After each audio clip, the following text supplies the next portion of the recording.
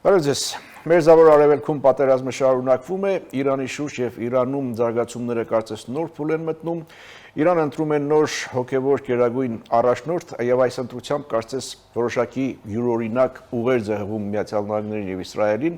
Միացյալ Նահանգները եւ Իսրայելը համակարգում են իրենց հարցերը, իսկ Հայաստանում քննարկում են տարածաշրջանում ստեղծված իրավիճակը, նշեմ միայն, որ այս պատերազմի 10 օրերի ընթացքում Հայաստանում տեղի ունեցավ արդեն 3-րդ անվտանգության խորհրդի նիստը։ Միաժամանակ քաղաքական դաշտը նախընտրական տրամադրությունների մեջ է, կուսակցությունները դիրքավորում են առաջիկա համապետական խորհրդարանական ընտրություններին ընդառաջ ակտիվանում են նախկին նախագահները, նրանցից յուրաքանչյուրը տարբեր ժանրերում փորձում է ներկայացնել իր տեսակետները եւ ուղերձները հասարակությանը։ Այսօր փորձելու ենք հասկանալ, թե ինչ է կատարվում աշխարհում, ինչ զարգացումներ, ինչ վերածերումներ կարող են տեղի ունենալ հարավային Կովկասում եւ ինչ ընտրության առաջ է կանգնած Հայաստանը։ Արդյոք միայն տեղամասերում, թե նաև աշխարհքաղաքական քարտեզի վրա։ Սա ազատ զրույցն է Free News-ի եթերում, որտեղ համադրում են փաստերը, կարծիքները, գնահատականները եւ կանխատեսումները։ Զրուցակիցս Հանուն Հանրապետության կուսակցության նախագահ Արման Բաբաջանյանն է։ Բարև ձեզ։ Շատ բարև ձեզ։ Սկսենք Իրանից։ Ինչ է կատարվում այստեղ։ Ինչ կարելի ասել այս վերջին զարգացումներից դուրս գալով, ինչ կարելի ասել պատերազմի շարունակության, տևողության մասին։ Կարող ենք վստահաբար ասել, որ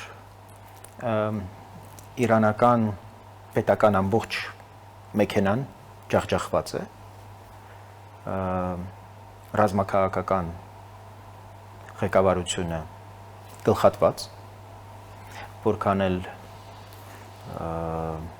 Իրանում մենք այսօր տեսնում ենք իշխանության անունից հանդես եկող տարբեր սուբյեկտներ, այդ թվում նախագահ, արտաքին գործերի նախարար, այնուամենայնիվ պիտի արձանագրենք, որ 46 առնվազն գեներալներ ոչնչացված են եւ երկրի առաջնորդը առաջին օրը պատերազմի սպանվել է եւ դա էական ազդեցություն է եւ հետք է թողել ամբողջ այս պատերազմի ընթացքի վրա 10-րդ օրն է պատերազմի եւ Միացյալ Նահանգները ու Իսրայելը առնվազն 4-5 շաբաթվա պլանավորում են նկարագրում պատերազմական գործողությունների, որից հետո ուրեմն կապիտուլյացիան որպես վերջնանպատակ է հայտարարվել։ Իհարկե Իրանի իշխանությունները հայտարարում են, որ այդպիսի բան չի կարող տեղի ունենալ, նույնիսկ նոր ընտրություններ են տեղի ունեցել, նախորդին հոգևոր առաջնորդը Խամենեիի որդին դարձավ Իրանի նոր 3-րդ առաջնորդը հեղափոխությունից ի վեր, բայց մենք հասկանում ենք, որ բուն իշխանությունը այսօր այլևս բացառապես հեղափոխության պահապանների ձեռքում է եւ իրենք են տնօրինում Իրանի ճակատագիրը։ Իսկ ինչպես վերաբերել այն ընդդումներին, որ Իրանը մեկ այլ երկիր չէ, որտեղ կարելի է առաջնորդին վերացնել եւ համակարգը փլվի։ Իրանը համակարգված երկիր է, ձեր ասած յուրաքանչյուր պաշտոնի համար 3-4 փոխարինողներ ունեն եւ առաջնորդն են 14 փոխարինող ունենալ։ Այսինքն համակարգը կա եւ գործում է, որ օտար պետությանը հաջողվում է երկրի բարձրագույն զինվորականությանը այդպես համակարգված գլխատել, խոսում է այդ պետության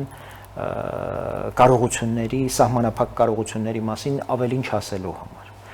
Եթե նրանց հաջողվում է պատերազմի առաջին օրը երկրի ղեկավարին սպանել, դա խոսում է ուրեմն այդ երկրի կարողությունների մասին։ Իսկ երկրի ղեկավարի փոխարեն նորին ընտրելը նրա որդուն սա ինչ ուղերձ է։ Դերևս ինչ ճակատագիր է ունենալու, մանավանդ այն զգուշացումների ֆոնին, որ Միացյալ Նահանգները անցյալ շաբաթավերջին հայտարարեց առայն, որ առանց Միացյալ Նահանգների հետ համաձայնեցնելու որևէ առաջնորդ կյանք չի ունենալու։ Եվ այստեղ չափազանց կարևոր է հասկանալ արդյոք թաղման արարողություն օրինակ նախորդ առաջնորդի ընդհանրապես տեղի կունենա, որտեղ հասկանում ենք, որ այդտեղ կլինի կուտակում եւ դա կարող է ունենալ ծանր հետևանքներ։ Եվ սրանք ինքնին խոսում են պետության դիմադրողունակության տոտալ բացակայության մասին։ իհարկե հազարամյա պատմության, պետականության ավանդույթներ ունի Իրանը, բայց մենք հասկանում ենք, որ ստեղծված իրավիճակում Իրանի գործողությունները ծոցի ամբողջ երկրներին պատերազմի մեջ ներքաշելու այս իրենց մարտավարությունը աշխատում է հենց Իրանի դեմ, առնվազն Բահրեյնի եւ հարևան բոլոր երկրների առաջնորդներ իրենց զայրույթն են այս պահին նաեւ արտահայտում Իրանին, որ թիրախավորելով այդ երկրներին ըստ էության մեծ ընդդիմություն է ձևավորվում արդեն ծոցի երկրների շրջանում ընդդեմ Իրանի եւ անկախ Իրանի այս պատերազմի ելքից Իրանը մեծ կորուստներով է դուրս գալու, որովհետեւ միայնակ է մնում ոչ միայն գլոբալ իմաստով, նաեւ ռեգիոնալ, որովհետեւ ծոցի շատ երկրներ համակրում էին Իրանին, բայց Իրանը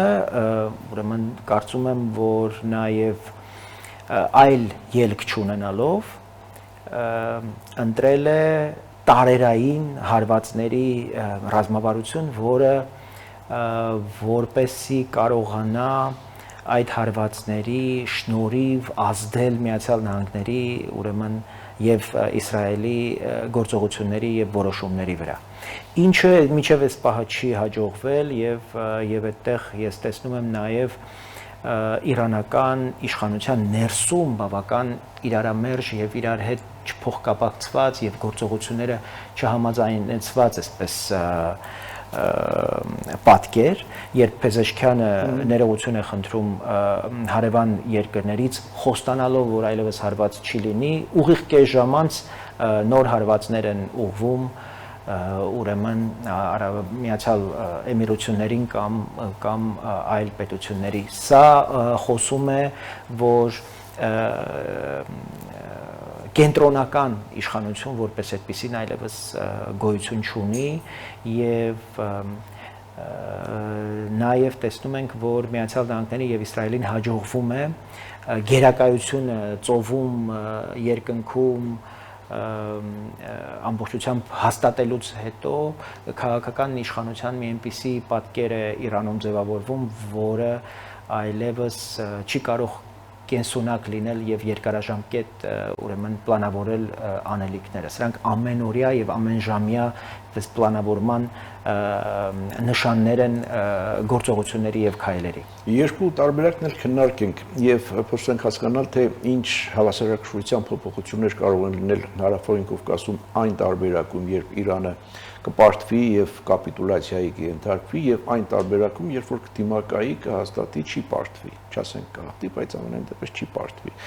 Սրանք ինչ փոփոխություններ երկու տարբերակներ կբերեն Հարավային Կովկասին։ Նախ արձանագրենք, որ առանց ցամաքային գործողությունների շատ դժվար կլինի Իրանում վերջնական կապիտուլյացիայի եւ իշխանափոխության որպես այդպիսին հոգեվոր իշխանության կազմաքանդման հասնել։ Իսկ ասել, որ ցամաքային գործողություններ այս պահին այդպես հեշտ կարելի է ձեռնարկել, դա էլ այդպես չէ։ Մենք գիտենք, որ քրդերի հետ կար ինտենսիվ քննարկում, այդ քննարկումները շարունակվում են, բայց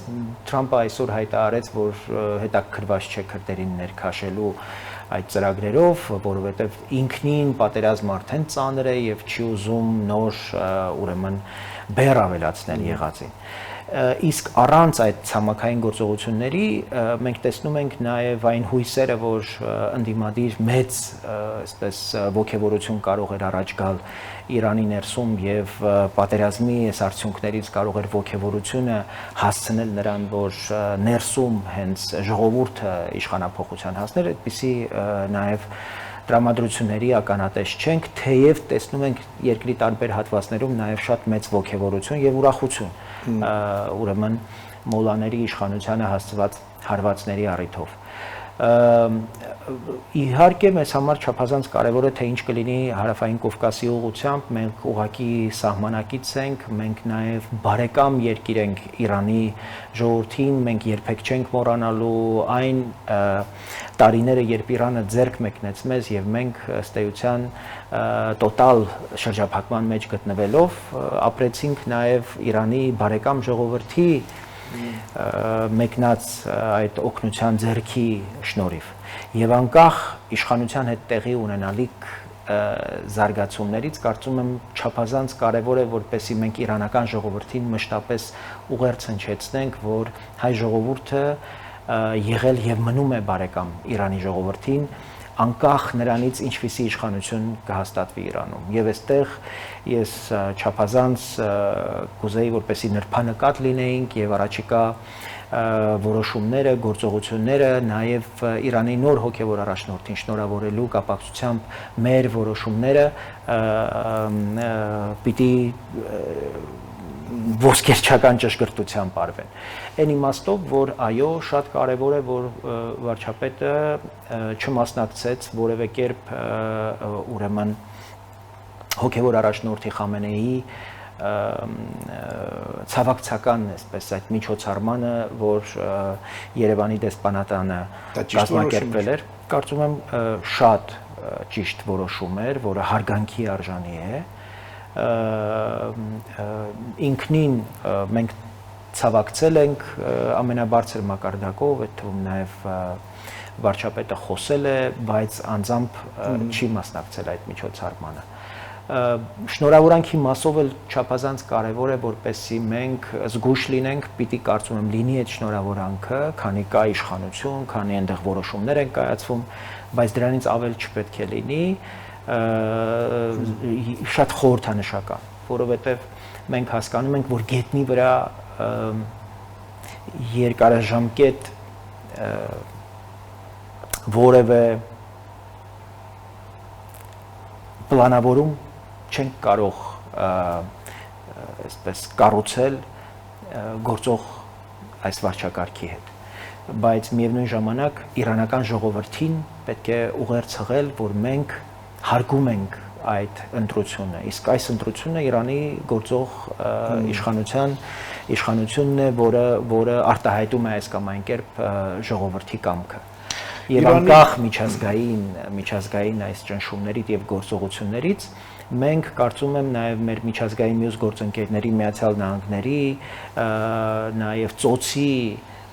Իրանին թշնամաբար տրամադրված արդեն երկրների, մեզ բարեկամ երկրների հետ պիտի կարողանանք կոմունիկացնել մեր դիրքորոշումը առ այն, որ մեր հնարավորությունները այդքան մեծ չեն եւ մենք այս պահին իրանական այս պատերազմի պատճառով լոգիստիկ մեր կարևոր հարավային ուղղությունն ենք կորցրել արդեն եւ այս իմաստով մենք այն չենք կարող ռիսկի տակ դնել եւ չափազանց կարևոր է որպեսզի ուրեմն մենք մեր գործընկերների համար մեր գործողությունները չափազանց հասկանալի լինեն եւ այդ իմաստով մենք նոր խնդիրներ այս մեր գործողությունների պատճառով չհարուցենք Հայաստանի առաջ եւ դրանով տարածաշրջանի առաջ։ Իսկ ինչպիսին են այդ հավանականությունը երկրորդ նախագահը հայտարարում է, որ կարող է զարգացումները տանեն Հայաստանի համար գոյաբանական խնդիրների։ Կիսում եք այդ դիտարկումը, փոքր դատարից հետո շարունակենք, կվերադառնանք վայրկյաններ անց։ Հիշեցնեմ, սա Ազատ զրույցը Free News-ի եթերում, ես զրուցում եմ Հանուն Հանրապետության կուսակցության նախագահ Արման Բաբաջանյանի հետ, պարոն Բաբաջանյան, մենք խոսեցինք այն մասին, թե ինչ է կատարվում այսօր Իրանում, նոր հոգևոր առաջնորդի ընտրությունից մինչև տարածաշրջանային հավասարակշռություններ եւ հասանք հայաստանյան գնահատականներին։ Արդյոք համաձայն եք այն գնահատականի հետ, երկրորդ նախագահն է ասել, որ դա կարող է Հայաստանի համար գոյաբանական խնդիրներ առաջացնել այս զարգացումները։ Ընդհանրապես հիմա հայտարարությունները, որոնք արվում են հատկապես այդ թվում քոչայանական նախկին իշխանությունների հետ կապվող շրջանակում իրենց հայտարարությունները ոչ մի պրագմատիկ, այսպես ոչ մի երկրի շահերը հաշվի առնելու այսպես նպատակ չունեն։ Դրանք բացառապես գործող իշխանության նկատմամբ ատելությունից բխող այսպես հայտարարություններ են, մինչդեռ գիտեք, կարծում եմ կարելի է ատել գործող իշխանությանը, գործող վարչապետին, բայց սեփական երկիրը եւ սեփական երկրի շահերը գերադասել պարտավորությունը, եթե մանավանդ քաղաքական ուրեմն ուժի քաղաքական ֆրակցիայի առաջնորդ է։ Վերջին օրերին այս համատեքստում նաև ոչ պատահականորեն հենց մայրաթորի բակից հնչում են օրինակ միութենական պետության մաս դառնալու անխուսափելիության մասին։ Մի բան, որ նույնիսկ ինձ այդ միութենական պետության այսպես հերանեկարները չեն հուզում այդ հայտարարությամբ, որքան այն, որ սա ներկայացվում է որպես անխուսափելի ճակատագիր եւ կոչ է արվում նույնիսկ ժողովրդին հարմարվել այդ ճակատագրի հետ, սեփական ժողովրդի հավատը եւ վերաբերմունքը ուղակի ջարդուփշուր անելու համար սեփական ճակատագրի, սեփական իշխանության, սեփական ապագայի նկատմամբ։ Սա չափազանց վտանգավոր եմ համարում եւ այստեղ կարեւոր է թե նաեւ մենք որպես հասարակություն եւ որպես քաղաքական միջավայր ինչպես կարձագանքենք եւ ինչպեսի դիմակայունություն հանդես կբերենք այսպիսի ձգտումներին, որովհետև ակնհայտորեն Քոչարյանը եւ մյուսները, Լևոն Տեր-Պետրոսյանը ինքնին իրենց հայտարարություններով ուղղակի մեծագույն սպառնալիք են ստեղծում Հայաստանի եւ Հայաստանի ու Արևմուտքի միջև հաստատված հարաբերություններին եւ ավելին Քոչարյանը, որը ժամանակին բանակցում էր ընդհանուր միջև հայ-իրանական սահմանը վերացնելու տարբերակի շուրջ, այս պահին դարձել է Իրանին ուղղակի Հայաստանի վրա պատերազմ բերողի ուղղակի սուբյեկտ, ասում է, որ օրինակ Իրանը պիտի հաշվի առնի Միացյալ Նահանգների օրինակ դերակատարությունը մեր տարածաշրջանում Թրիպի մասին ուղիղ մատնացույց անելով, որ սա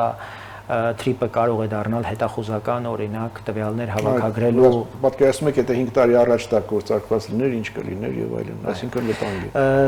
Ինքնին սա այն նույն սցենարն է, ինչ որ իրենք անում էին նաեւ եվրոպացի դիտորդների համար, եթե հիշում եք, այն ժամանակ ասում էին այդ Հայաստանում այս նույն քաղաքական սուբյեկտները խոսում էին այն մասին, որ քաղաքացիական այդ առաքելության եվրոպացի դիտորդները հետախուզական տվյալներ հավաքագրելու համար ընդդեմ Իրանի այստեղ տեղակայվել են արևելյան սահմանին։ Մենք հասկանում ենք, որ դուք շատ կարևոր հարց բարձրացրիք, թե ինչպիսի ելք կունենա պարտության եւ նաեւ հաղթանակի դեպքում։ Ասեմ, որ եթե ռեժիմին հաջողվեց պահպանվել այնպես ինչպես որ կա, ես կարծում եմ, որ մեզ ահռելի աշխատանք է սպասվում թե եվրոպացի դիտորդներին, թե ամերիկացիների հետ արդեն ձեռք բերված պայմանավորվածությունները շարունակելու իմաստով, որովհետև մենք հասկանում ենք, որ իրանական ռեժիմը ավելի կարծրանալու է եւ ավելի անհանդուրժող է դառնալու։ Մենք հասկանում էինք, որ Միացյալ Նահանգների հետ մեր բարեկամությունը եւ խորացումը հարաբերությունների հակառակը մենք պիտի օգտագործենք Իրանի հետ օրինակ հարաբերություններում ավելի իրենց մոտարկելու իրենց կնճիռները, որոնք մինչև պատերազմի վերջին օրը դեռևս հույս կար, որ բանակցային ճանապարհով կարող է ելք գտնվել, բայց այս պահին ակնհայտորեն բավական դժվար իրավիճակ է եւ այս իմաստով կարծում եմ, որ կովկասյան 3 երկրները պիտի բարձրացակ այսպես իմաստնություն հանդես բերեն, որպեսզի նախ թույլ չտան, որպեսզի այս կամ այն կերպ այս նաև սադրանքների շնորհիվ ընդլայնվի պատերազմը դեպի Կովկաս եւ ավելին մենք ամեն ինչ պիտի անենք, որպեսզի Ադրբեջանի հետ խաղաղության գործընթացը թույլ չտանք, որպեսզի խաթարվի, որտեղ հասկանում ենք, որ Միացյալ Նահանգների ուշադրության շեղումը եւ կենտրոնացումը իրանական խնդրին էապես կարող է ազդել եւ տեմպի եւ որակի վրա ընդհանրապես Թրիպի հետ կապված եւ խաղաղության գործընթացի հետ։ Եվ քանի որ այս պահին տրանզիտը Ադրբեջանից դեպի Նախիջևան խաթարված է, կարծում եմ Երևանն ինքը պիտի առաջարկի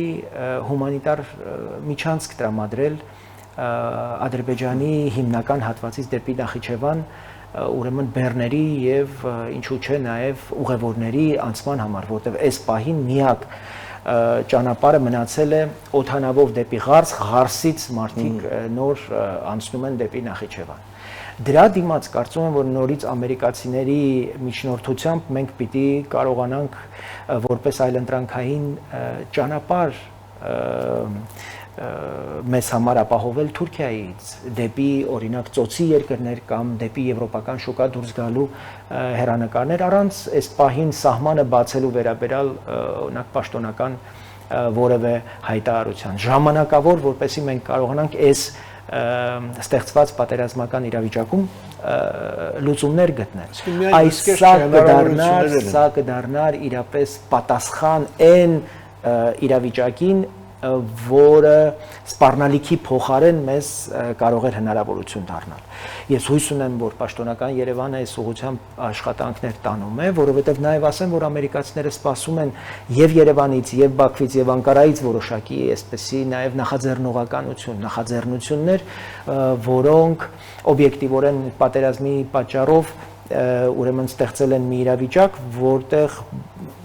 փակվելով մեզ համար իրանական ճանապարհը բավական լուրջ խնդիր է ստեղծել վրացական ուղղությամբ եւ պատահական չէր անցյալ շաբաթավերջին Փաշինյան Կոբախիձե հանդիպումը Վրաստանում, որը փաստորեն դառնում է մեզ հետ արտաքին աշխարհի հետ ուրեմն կապող միակ ճանապարհը, որը ռուսների ձեռքում բավական այսպես լուրջ հնարավորություն է մեզ տնտեսապես վնաս հասցնելու։ Չափազանց կարևոր է, որ մենք իհարկե Վրաստանին որպես այլընտրանքային այլ ուղղություններ կարողանանք աշխատեցնել եւ շատ լավ է, որ Հայաստանը եւ Ադրբեջանը այս պահին ունեն շփումներ եւ դա պիտի ավելին անելու այսպես տրամադրություններ ավելի ընդլայնել, որպեսզի այս գործընթացը, խաղաղության գործընթացը չմնա առանց ուշադրության, առանց խնամքի, որովհետև այս գործընթացին պետք է մշտական այսպես ուշադրություն մենք պիտի ջրենք, որպեսզի երևի ջրել կլինի այն, որ պատերազմի ստեղծած այս իրավիճակում գտնել միջանկյալ լուծումներ, ինչպես դուք ասում եք, այդ միջանկյալ լուծումներն էլ երևի կնպաստեն ընդհանուր խաղաղության այդ օրակարգի առաջ մղմանը հիմնական լուծումներ։ Եվ քանի որ թեման նաև վերաբերում էր մեր ներքաղաքական իրավիճակին եւ առաջիկա գործընթացներին, չափազանց կարևոր է, որպեսզի մենք այս արտաքին գործընթացներին նաև ներքին ինստիտուցիոնալ դիմադրողունակություն հանդես բերենք, որտեղ այսպիսի ճակատագրական, այսպիսի պատմական հանգրվաններում ներքաղաքական համախոհությունը չափազանց կարևոր է, որպեսզի կարծիք հայտնողները այսպես տրամագծորեն իրարից տարբերվող կարծիքներ չհնչեցնեն։ Բայց դա անհնար կամ չափազանց դժվար բան եք ասում, ասենք ինչպես կարող է տարբեր կարծիքներ չլինել, եթե ներքաղաքական հարցերում, արտաքին քաղաքական ընդհանրապես դրանք կապված են, արտաքին քաղաքական հարցերում էլ գիտենք ինչպիսի տրամագծորեն հակառակ եւ իրարամեժ տեսակետներ կան, հա։ Դե այդտեղ մենք լրջագույն խնդիր ունենք եւ առաջիկա ընտրությունները հենց դրա մասին են։ Մենք կլինենք ընդհանրապես որպես պետություն, թե մենք կլինենք մեզ կվերադարձնեն այն վասալության կարգավիճակին, որը ամբողջությամբ ուրեմն եւ վերջնականապես կկազմաքանդի հայկական պետականության հեռանկարը։ Հիմա այն քաղաքական սուբյեկտները, ովքեր հրապարակայինորեն առանց նույնիսկ թաքցնելու խոսում են եւ պնդումներ են անում անխուսափելիության մասին միութենական պետության, ռուսների հետ հարաբերություններ խորացնելու, զարգացնելու, նրանք հաստատապես կարծում եմ նրանց պիտի ժողովուրդը նաև գնահատական տա եւ իրենց ընտրությամբ պիտի գնահատի եւ մեր համոզումն է, որ Հայաստանի առաջ իրապես հեռանկարներ են բացվել, որոնք չեն կարող կախված լինել մեկ առաջնորդից, մեկ կուսակցությունից եւ մեկ ընտրական ցիկլից։ Մենք համոզված ենք, որ ձեռքբերված պայմանավորվածությունները, հատկապես որոնք սկիզբ են դրվել օգոստոսի 8-ին,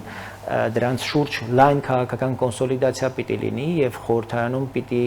հատկապես եւ ընդդիմությունը եւ իշխանությունը պիտի համախոհ լինի ձեռքբերված մատուցման մեկնաբանելու խնդիր կա, տեսեք, առաջին նախագահը մինչև այս վերջին հրապարակում ասում էր, որ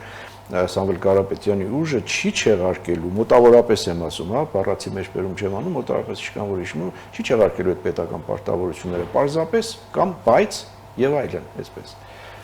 Դե ճիշտ ասած, ես չգիտեմ ինչ հաշվարկներ է անում առաջին նախագահը, նրանք ցանկանում են ամեն կերպ մտնել Սամվել Կարապետյանի կազմակերպած այդ իրենց ուժեղ Հայաստան կոչվող ցուցակի մեջ։ Բայց մի կողմից սեփական հայտը իր կուսակցության, իր տեխնացիոն դա անհետեցություն է, ես կարծում եմ, որ իրենք հաշիվներ ունեն իրար հետ, ես ընդհանրապես իրենց չեմ էլ ուզում քննարկել, շատ ափսոսում եմ իհարկե այդ հայտարարության համար, որովհետև նաև հիմնադիր նախագահը երբ այդ ժանրով եւ այդ լեքսիկոնով արևմտյան տերեր այսպես արտահայտությունն է դնում շրջանառության մեջ մի պարզ բան կա այդտեղ, որ Ռուսաստանի դեսպանի հետ իր ինտենսիվ շփումները ավելի ու ավելի հաստատում են պնդումը, որ ամեն ինչ գնում է հենց այդ սցենարով եւ ինքն էլ հայտնվում է հենց այն զամբյուղում, որոնք ընդհանրապես չեն պատկերացնում հայկական պետականության հերանեկար Հայաստանի համար։ Եւ գնահատականն էլ պիտի լինի, կարծում եմ, հենց այս մոտեցմամբ։ Այլ ձևակերպում ուղղակի հնարավոր չէ եւ այլ մոտեցում հնարավոր չէ մեզ ինստիտուցիոնալ ամրություն է պետք դիմակայելու համար են ռիսկերին, այն սպառնալիքներին, որոնք կապված են ուղիղ այս գործընթացների հետ, պատերազմական գործընթացների հետ եւ կարող են կապված չլինել անուղղակի կարող են կապվել։ Գիտեք, Իրանի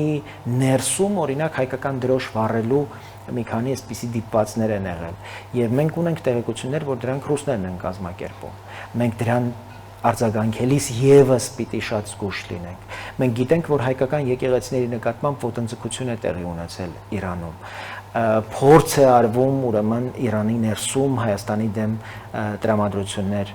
ձևավորել։ Սա եւս չափազանց կարեւոր է, այսինքն ռուսները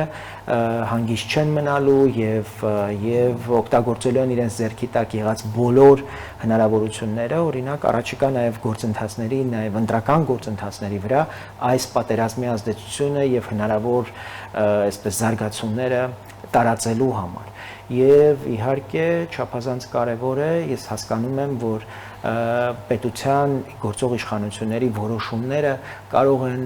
այս կամ այն կերպ ազդել առաջիկա ընտրությունների վրա, որովհետև դրանք կարող է պոպուլյար էլ չլինեն, որտեղ այնինչ ես հիմա առաջարկում եմ Ադրբեջանի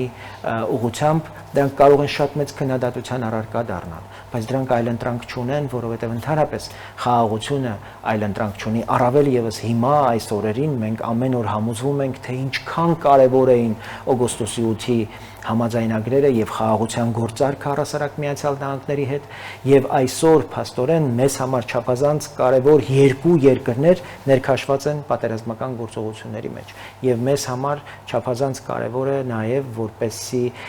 եւ իշխանությունը եւ հասարակությունը ժողովուրդը իր մոտեցումներում հնարավորինս հավասարակշռված դիրքերից հանդես գա, որտեղ Միացյալ Նահանգները մեզ համար չափազանց կարեւոր է 2022 թվականի սեպտեմբերից սկսած Միացյալ Նահանգներն են եղել նաև Իրանի ջանքերով, Իրանի մասնակցությամբ կասեցնող ադրբեջանական ներխուժումը մեր տարածք եւ Միացյալ Նահանգների մոդերացիայով մենք հասել ենք խաղաղության մեր գլխավոր խնդիրն է, որպեսզի այդ խաղաղությունը ավելի հաստատուն, ավելի կայուն դարձնենք, անկախ նրանից Միացյալ Նահանգները ինչ չափով է այս պահին ակտիվ զբաղվում այս խնդրով։ Թրիպը դերևս շարունակում է մնալ այլընտրանք չունեցող եւ մեր գլխավոր խնդիրը պիտի լինի, որ անկախ պատերազմի ելքից մենք ուրեմն այս նախագիծը Միացյալ Նահանգների հետ կարողանանք շարունակել եւ այն պայմանավորվածությունը, որ հունվարի 14-ին Արարատ Միրզոյան, Ռուբիո այն շրջանակը, որ հայտարարվեց, դա մնա անփոփոխ, որովհետև ես կարծում եմ, որ դա Հայաստանի առնվազն 100 տարվա այսպես հորիզոնը կայունացնող եւ զարգացումը ապահովող կարևոր ձեռքբերում է, որը մենք պետք է պահենք եւ պաշտպանենք ամեն գնով։ Մեկ հարցել, որ պիտի խնդրեմ, քանի որ ժամանակն է սպառվել է կարճ 1-2 բառով պատասխանել, հաշվի առնելով, որ առաջիկա ժամանակահատվածում այդ հարցին մենք երկար զրուցելու առիթներ կունենանք, դուք պատրաստվում եք ընտրություններին, արդեն որոշումներ կան, մասնակցության ֆորմատի, ձևաչափի։ Հանուն Հանրապետության կուսակցությունը մասնակցելու է առաջիկա խորհրդարանական ընտրություններին, մենք առաջիկայում համագումարով իհարկե դրա մասին կկազմարարենք Հանուն Հանրապետության կուսակցությունը հանդես է գալիս ընդլայնված ցուցակով։ Մենք մեր քաղաքական դաշտի, մեր հասարակական դաշտի առանցքային ամենավառ անհատականությունների հետ հիմա բանակցությունների մեջ ենք եւ ամենահայտնի այսպես անձանց փորձում ենք եւ փորձել ենք ներգրավել այդ ընդլայնված ցուցակում, համենայնդեպս տեսնում ենք, որ ժողովուրդը ուզում է արևմտյան այսպես բևեռի համախմբում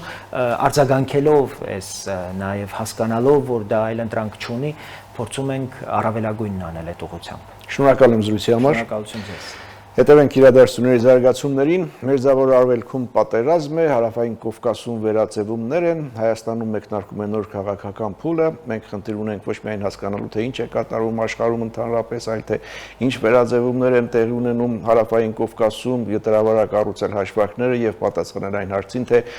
ինչպիսի ընտրության առաջ է կանգնած Հայաստանը։ Այսօր մենք փորձեցինք այս ֆորմատի հնարավորության սահմաններում շոշափել այս հարցերը։ Սա Ազատ զրույցներ Free News-ի եթերում, ես զրուցում էի Հանուն Հանրապետության կուսակցության նախագահ Արման Բաբաջանյանի հետ։ Լավ մնացեք, կհանդիպենք։